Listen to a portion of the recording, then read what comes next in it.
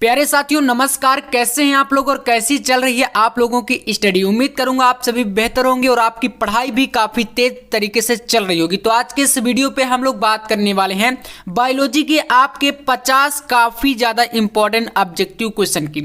आप सभी का बहुत ही ज्यादा भर भर के एकदम कमेंट आ रहा है कि भैया बायोलॉजी पर भी वीडियो लाइए। तो यहाँ पर आपको मैं बायोलॉजी में आपकी संपूर्ण बुक से यानी कि आपको जितने भी चैप्टर जो है न्यू सिलेबस के अनुसार पढ़ने हैं उसमें आपको यहाँ पर 50 ऑब्जेक्टिव क्वेश्चन मैं आपको इस वीडियो में कराने वाला हूं। और अगर आप ये 50 ऑब्जेक्टिव कर लेते हैं तो बोर्ड एग्जाम में ऑब्जेक्टिव की टेंशन आपकी खत्म हो जाएगी।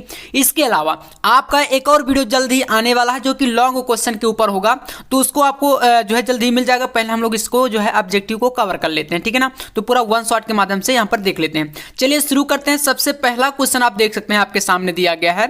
और हाँ, आप एक चीज ध्यान दीजिएगा, मैं आपको जो भी वीडियो प्रोवाइड कराता हूं उसमें आप यहाँ पर जैसे ऑब्जेक्टिव की हम लोग तैयारी कर रहे हैं तो इसका एक ही तरीका होता है। जैसे आपको मैं 50 क्वेश्चन यहाँ पर करा रहा हूं तो इन 50 में से आप अपना स्कोर करते जाया करिए, ठीक है ना।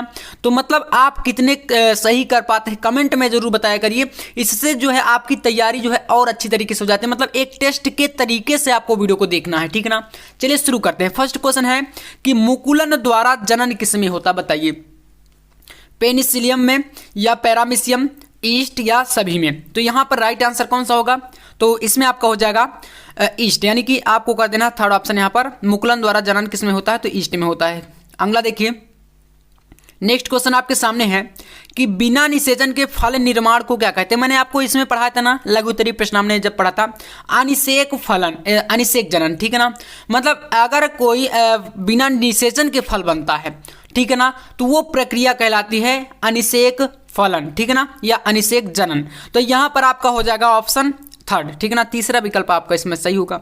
चलिए नेक्स्ट क्वेश्चन आपका देख सकते हैं। अगला क्वेश्चन है उभयलिंगी प्राणी है भैया, बहुत ही आसान, मुर्गी या सांप या फर्स्ट व सेकंड दोनों या केचुआ। तो यहां पर हम बोल देंगे केचुआ है, ठीक है। ये तो आपको बहुत पहले से पता होगा। चलिए अगला क्वेश्चन यहां पर सामने क्वेश्चन आपके सामने है, कह रहा है कि समसूत्री विभाजन होता है। समसूत्री विभाजन इनमें से किसमें होता है, काय कोशिका में, जनन कोशिका में या फर्स्ट व सेकंड दोनों। इस प्रकार के आंसर जो है क्वेश्चन दिए रहते हैं तो आप विकल्प में समझ जाएंगे, यानी कि पहला और दूसरा दोनों को बोल रहा है। तो यहां पर वो आपको हो जाएगा फर्स्ट ऑप्शन काय कोशिका में, ठीक है ना। जो समसूत्री विभाजन होता है वह कहां पर होता है, तो काय कोशिका कर लेंगे ऑप्शन फर्स्ट। चलिए अगला देखिए, नेक्स्ट क्वेश्चन आपके सामने यहां पर है समयुग्मकी पाई जाती है शैवाल में, आवृत्ति बीजी में, अनावृत्ति बीजी में या इनमें से कोई नहीं।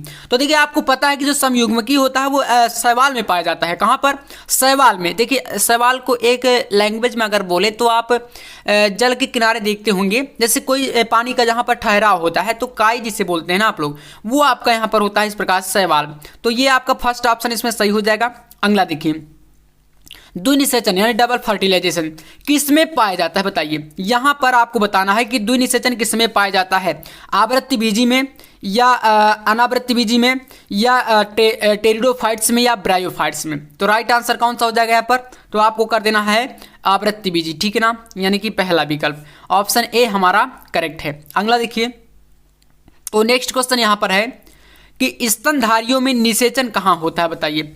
स्तनधारियों में निषेचन कहाँ पर होता है, तो यहाँ पर हो जाएगा आपका फैलोपियन नली, ठीक है ना, फैलोपियन नली। तो चौथा ऑप्शन आप लोग इसमें कर लीजिएगा। नेक्स्ट क्वेश्चन देखते हैं आपके सामने, यहाँ पर है क्वेश्चन नंबर 8, कह रहा है कि युग्मक बनने की क्रिया को कहते हैं, क्या कहा जाता है युग्मक बनने की प्रक्रिया को, तो बोल देंगे युग्मक जनन बोलते हैं, ठीक है।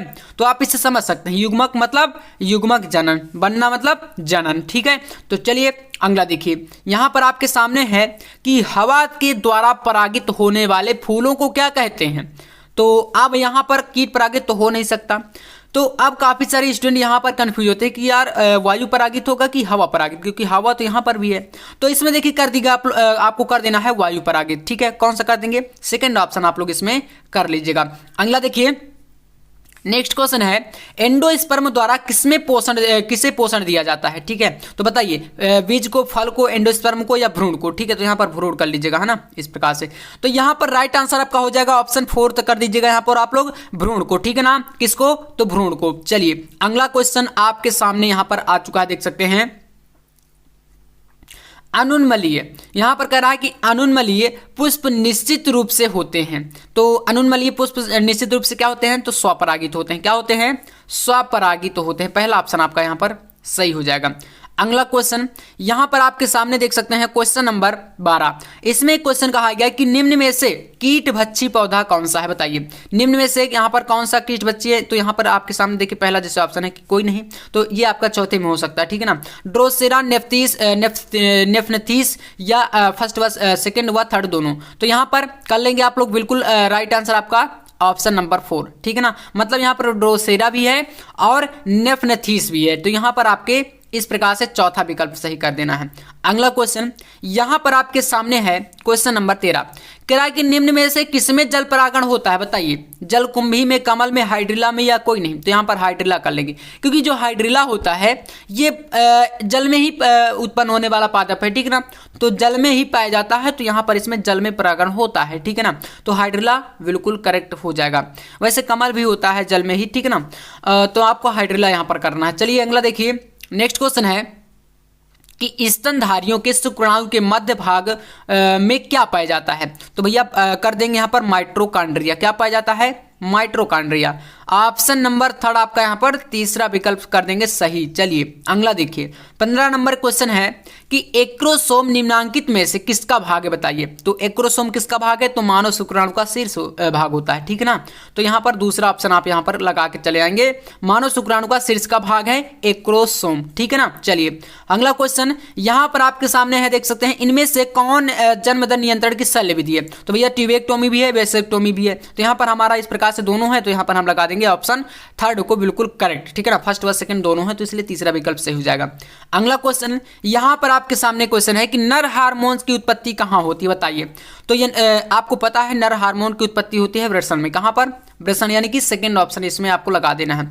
अगला देखिए, सर्टोली कोशिकाएं पाई जाती हैं वृषण में, गर्भाशय, अंडाशय, यकृत, तो कहां पाई जाती है, तो यहां पर वृषण। पहला विकल्प आपका यहां पर राइट आंसर हो जाएगा, ठीक है, ऑप्शन फर्स्ट। अगला देखिए, यहां पर क्वेश्चन कर रहा है कि नर युग्मक तथा मादा युग्मक के संयोजन से क्या बनता है, तो क्या बनता है, युग्मनज, ठीक है ना, युग्मज। क्या बनता है, युग्मज। तो यहां पर आपका चौथा विकल्प सही हो जाएगा, ऑप्शन 4, ठीक है, कर लीजिएगा। अगला देखिए 20 नंबर है, एक्रोसोम भाग है किसका, डीएनए का, आरएनए का, शुक्राणु का या कोई नहीं, तो यहां पर आपको लगा देना है कौन सा भाग है, तो ये होता है इनमें से कोई नहीं, ठीक है ना। कौन सा, इनमें से कोई भी नहीं, एक्रोसोम डीएनए का नहीं, आरएनए शुक्राणु कोई नहीं, तो यहां पर आपको चौथा विकल्प लगा देना है, इनमें से कह सकते हैं कोई नहीं। चलिए अगला देखिए, यहां पर आपके सामने नेक्स्ट क्वेश्चन देखिए आ गया है। इसमें आपको देखिए यहां पर थोड़ा सा कंफ्यूजन है, एक्रोसोम जो है किसका भाग होता है, तो इसमें आपको यहां पर ध्यान देना है, ये आपका हो जाएगा शुक्राणु का। इसमें यहां पर शुक्राणु लगाइएगा, कौन सा लगाना है, शुक्राणु का भाग है, ठीक है, तो इसको कर लीजिएगा। अगला देखिए, यहां पर नेक्स्ट क्वेश्चन आपका आता है कि निम्न में से कौन यौन संचारित रोग है, तो यहां पर आपका कौन सा, सिफिलिस हो जाएगा ना, उपदंश। तो सिफिलिस यहां पर आपका राइट आंसर है, ऑप्शन 4 कर लीजिएगा।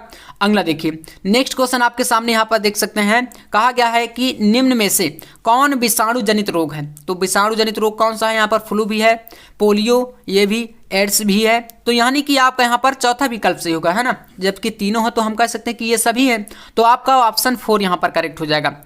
अगला देखिए, यहाँ पर है कि निम्न में से कौन कॉपर टी को रोकता है, किसे रोकता है, निषेचन को, अंडोत्सर्ग, वीर्यपतन या आरोपण को, तो कर देंगे यहाँ पर ऑप्शन सेकंड, दूसरा विकल्प यहाँ पर आपको लगा देना, ठीक है ना, अंडोत्सर्ग, तो ये आपका सही हो जाएगा।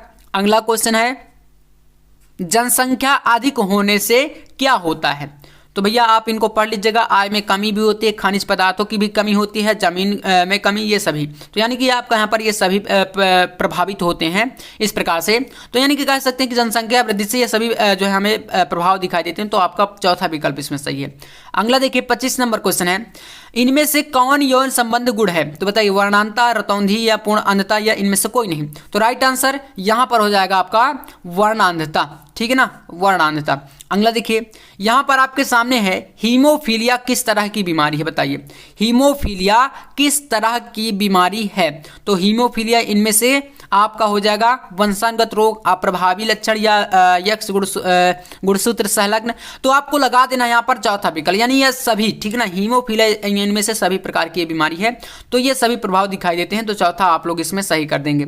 अगला देखिए, मेंडल के प्रयोगों के में विपरीत लक्षणों के की जोड़ी को क्या कहते हैं? तो मेंडल के प्रयोग में विपरीत लक्षणों की जोड़ी को कहते हैं एलील। क्या कहा जाता है? एलील। तो आप लोग यहाँ पर चौथा ऑप्शन लगा के चले आएंगे, ठीक है ना। चलिए इसके बाद हम लोग देखते हैं नेक्स्ट क्वेश्चन, आपके सामने यहाँ पर देख सकते हैं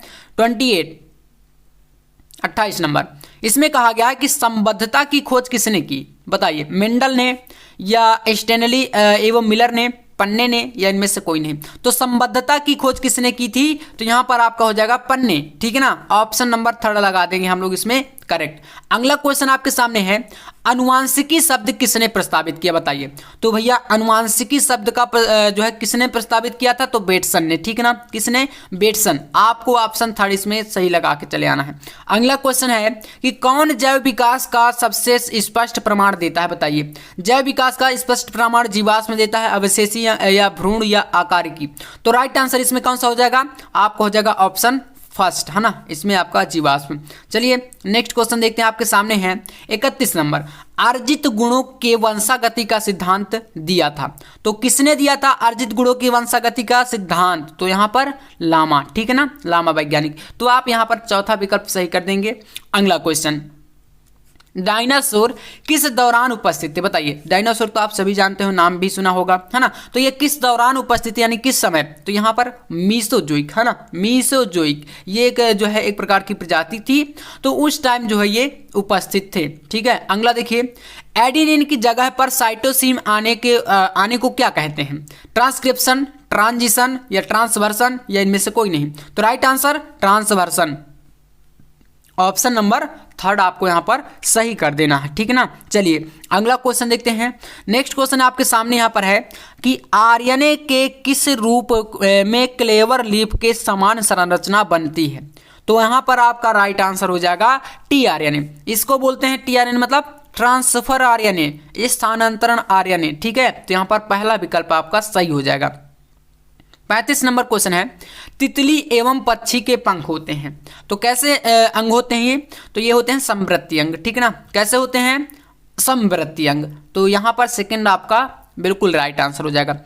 तो 36 नंबर क्वेश्चन आपके सामने है कि निम्नांकित में से कौन विषाणु जनित रोग है? बताइए। तो यहाँ पर आपको मैंने बताया कि जो वायरस से होने वाले रोग हैं उनको हम लोग विषाणु जनित बोलेंगे। तो अभी मैंने जस्ट आपको बताया कि पोलियो हो गया, एड्स हो गया, फ्लू हो गया, ये सभी विषाणु जनित रोग हैं। तो थर्ड ऑप्शन इसमें आपको लगा देना है बिल्कुल करेक्ट आंसर। चलिए बढ़ते हैं नेक्स्ट क्वेश्चन पर, आपके सामने है इन्फ्लुएंजा में इनमें से किसके द्वारा होता है? तो भैया इन्फो वायरस से, मिक्सो वायरस से, हार्पिस वायरस से, इनमें से कोई नहीं। तो इन्फ्लुएंजा जो ये एक वायरस है तो ये मिक्सो वायरस से होता है, ठीक है ना। किसके द्वारा होता है? मिक्सो वायरस से, ठीक है। चलिए अगला क्वेश्चन देखिए, यहां पर है सुजाक, जिसे बोलते हैं गोनेरिया, ठीक है ना। ये एक प्रकार का रोग होता है। तो ये होता है कैसा? जल जनित रोग, हवा जनित रोग, यौन संचारित, या इनमें से कोई नहीं। तो यहां पर आपका हो जाएगा यौन संचारित, ठीक है ना। कौन सा रोग है? तो यौन संचारित रोग है, मतलब आप लोग लगाएंगे इसमें ऑप्शन 3। अगला क्वेश्चन देखिए, नेक्स्ट क्वेश्चन यहां पर आपके सामने देख सकते हैं, सर्वोत्तम कह रहा है कि दुधारू नस्ल के पशु हैं। तो सर्वोत्तम दुधारू नस्ल के पशु यहां पर आपको कर देना है होल्स्टीन फ्रिजियन। पहला विकल्प आपका यहां पर राइट होगा। अगला 40 नंबर क्वेश्चन है, निम्न में से कौन बर्ड फ्लू वायरस है? तो यहां पर आपके सामने है 4 ऑप्शन, इसमें से आपको लगा देना है H5N1। पहला विकल्प आप इसका सही कर देंगे। अगला क्वेश्चन यहां पर आपके सामने देख सकते हैं, तो इसमें कहा गया है कि सिल्क धागे में कौन सा प्रोटीन होता है? तो आपका यहाँ पर कौन सा प्रोटीन होता है इसमें? तो आप लगा देंगे फाइब्रोइन, ठीक है ना। तो आपको पहला विकल्प इसमें सही कर देना है। अगला क्वेश्चन है, वायुमंडलीय नाइट्रोजन को कौन स्थिरीकृत करता है? साइनोबैक्टीरिया, शैवाल, विषाणु, या ये सभी? तो यहाँ पर राइट आंसर लगा देंगे साइनोबैक्टीरिया, ठीक है ना। साइनोबैक्टीरिया आपका सही है। अगला देखिए, यहां पर है बैक्टीरिया की खोज किसने की? बताइए। तो भैया बैक्टीरिया की खोज किसने की थी? तो आपका हो जाएगा ल्यूवेनहॉक। कौन है? ल्यूवेनहॉक। तो सेकंड ऑप्शन यहां पर आप लोग सही कर देंगे। अगला क्वेश्चन यहां पर है कि दूध से दही बनने में किस जीवाणु का उपयोग होता है? तो दूध से दही बनने में लैक्टोबैसिलस। कौन सा? लैक्टोबैसिलस आपको पता होगा। अगला देखिए 45 नंबर, ब्रेड बनाने में इस्तेमाल होता है। तो भैया क्या इस्तेमाल होता है इनमें से? तो ब्रेड बनाने में इनमें से आपका बेकर्स ईस्ट का, किसका होता है? बेकर्स ईस्ट का। जीवाणु नहीं होगा और सीडोमोनास तो नहीं होगा बिल्कुल भी, तो यहाँ पर बेकर्स ईस्ट यही होगा। चलिए अगला देखिए, यहाँ पर आपके सामने है 46 नंबर, कह रहा है कि कवक को किस एंजाइम से संसाधित किया जाता है। तो कवक को किस एंजाइम से? तो भैया काइटिनेज। कौन सा एंजाइम? काइटिनेज। ऑप्शन फर्स्ट यहाँ पर आपका बिल्कुल करेक्ट होगा। 47 नंबर देखिए, आनुवांशिकी यांत्रिकी को क्या कहा जाता है? तो भैया पुनर्योगज डीएनए तकनीकी कहा जाता है। क्या बोला जाता है? पुनर्योगज डीएनए तकनीकी, यानी कि आपका पहला विकल्प आपका इसमें बिल्कुल सही है। कर लीजिएगा आप लोग ऑप्शन फर्स्ट यहाँ पर करेक्ट। अगला देखिए, डीएनए को देखने के लिए प्रयुक्त होता है। तो डीएनए को देखने के लिए क्या प्रयुक्त होता है इनमें से? तो आपका इथिडियम ब्रोमाइड, है ना, यानी कि पहला विकल्प आप इसमें सही कर देंगे। अगला देखिए, यहाँ पर 49 नंबर क्वेश्चन आपके सामने है। इसमें कहा गया कि कौन सा न्यूक्लिक अम्ल के बहुलक हैं? प्रोटीन, न्यूक्लियोसाइड, न्यूक्लियोटाइड या भारी धातुओं के नाभिक? तो राइट आंसर यहाँ पर आपका हो जाएगा ऑप्शन नंबर थर्ड, न्यूक्लियोटाइड। ठीक ना, कौन सा न्यूक्लिक अम्ल के बहुलक हैं? तो न्यूक्लियोटाइड। ऑप्शन थर्ड यहाँ पर आपका सही है। अगला 50 नंबर क्वेश्चन देख सकते हैं, कह रहा है कि डीएनए के खंडों को जोड़ने के लिए कौन सा एंजाइम प्रयोग होता है? तो आपका हो जाएगा लाइगेज। अगर बोले कि डीएनए खंडों को तोड़ने के लिए तो फिर आपको एंडोन्यूक्लियेज लगा देना है। ठीक है, तो जोड़ने में लाइगेज और तोड़ने में एंडोन्यूक्लियेज, है ना। तो अभी आपका सही है पहला विकल्प, तो यहां पर आपको फर्स्ट ऑप्शन करेक्ट कर देना। ठीक है ना, तो इस प्रकार से आपने देखा पूरे हमने 50 ऑब्जेक्टिव आपके सामने करा दिए हैं। अब इसी प्रकार से आपका एक लॉन्ग क्वेश्चन और शॉर्ट क्वेश्चन पर भी वीडियो आएगा, तो चैनल को आप सब्सक्राइब कर लीजिएगा, वीडियो को लाइक कर देना है। मिलते हैं नेक्स्ट वीडियो नेक्स्ट टॉपिक के साथ, तब तक के लिए जय हिंद, वंदे मातरम।